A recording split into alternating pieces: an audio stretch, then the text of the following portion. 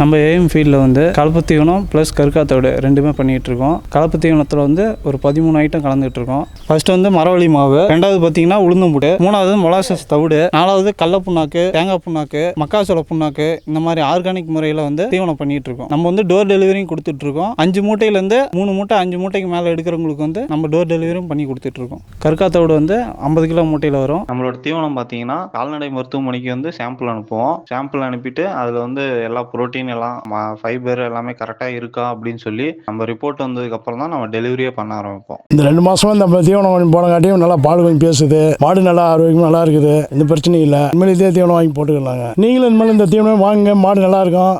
2 மாசமா அந்த தீவனம் பாடும் நல்லா பால் பீசுது. தவிடு தீவனம் நல்லா இருக்குது, நாங்கள் பாலும் நல்லா கறக்குது.